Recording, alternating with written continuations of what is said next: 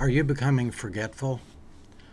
I have young people, young adults, sometimes come to me saying, I'm having memory problems. And my first thought is, how many different things are you trying to think about right now?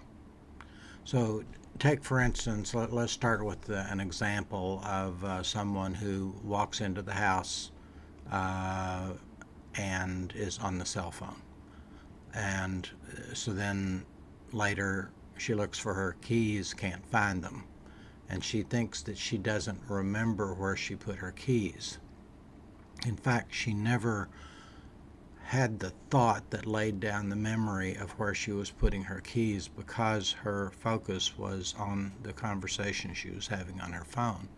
Now, there's nothing wrong with that, but the point is that to understand how memory works, you have to have a thought for a split second in order for your brain to remember that thought. And if you walk in and you're on the phone talking about something and you just kind of put your keys down somewhere without even thinking that the keys are being put down, then there's no memory of it. And because there's no memory of it, no memory was begun. It's not as if you remembered and then you forgot where they were. The fact is, you never laid down the memory in the first place.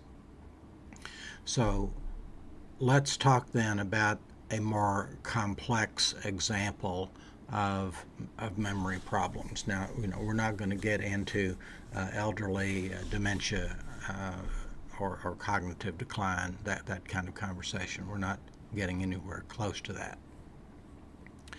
So let's say that I, in a week's time, driving down the interstate, same road I travel often, maybe in a different area, but then I take the wrong exit.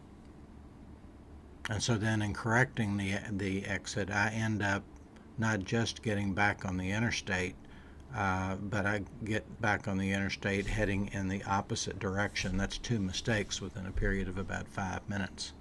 And then, another time that week I do the same thing. I take a wrong turn off the interstate. What is that? So that actually happened to me. I called my friend who's a therapist, and the first thing she said was, well, how many different things are you trying to think about right now? And so I had to pause and think, and then I learned that lesson that if I'm forgetful, it's not because I'm developing a dementia, it's because I'm trying to think of too many things at once. So I want to give you suggestions as to how to remedy that problem. So the first question you ask yourself when you forget something or you don't remember it is to ask, what's going on with me? Now, that sounds like such an obvious question, but it's important to be aware and somewhat intentional in terms of analyzing yourself. What is going on with me? Let me give myself some objective answers. So there is a man by the name of Anthony Vicino, who is a YouTuber, among other things, realtor. Anthony, in one of his videos, talked about the value of cognitive loops. Now, if you want to go check out Anthony Vicino, I think his YouTube channel is called Amplified Impact. This concept of cognitive loops, what is that? All right, cognitive refers to what? To a thought or to something we're thinking about. A cognitive loop is something that's going around and around inside the head, not getting resolved. So one day when I was feeling a bit overwhelmed and disorganized, I thought, okay, I'm going to sit down and I'm going to name the cognitive loops that I have going on in my mind. And I literally pulled out, I use Google Docs for journaling. I pulled out my journal. I wrote that question, what what are all the cognitive loops that I have going on in my head? And I listed them, and I think I came up with about 10 of them. So for you to do that exercise, how many different things am I trying to think about right now? Let me just list them. All right. Then you can go through the list and process them. This is not important. This can be taken off the list. I'm never going to get around to that anyway. This I'm not going to be able to make any progress on for 2 weeks. So I'm actually going to put a reminder on my calendar to think about this again in 2 weeks. And in the meantime, I'm going to try not to think about it. You get the idea. Maybe another cognitive loop is I need to pause right now, take 5 minutes, think about this, and decide what I'm going to do next. What's my plan? What's the next move?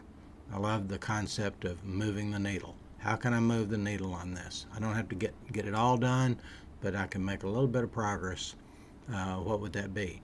So notice that I've given you about 3 different examples of how you can look at your list of cognitive loops and process them. You think about them, you decide what to do with them, so that at the end of that exercise, you've shortened the list in terms of the number of things that you want to continue to think about on an ongoing basis. Again, you've taken some things off the list, you've delayed other things until a specific time, and then you have paused to process 1 or 2 or 3 of things on the list in the next 10 to 15 minutes. And then you feel organized. Your list is shorter, you're not feeling overwhelmed anymore, and then you go forward trusting that you won't be nearly as forgetful as you have been, because there's not so much on your mind anymore. Hope that helps.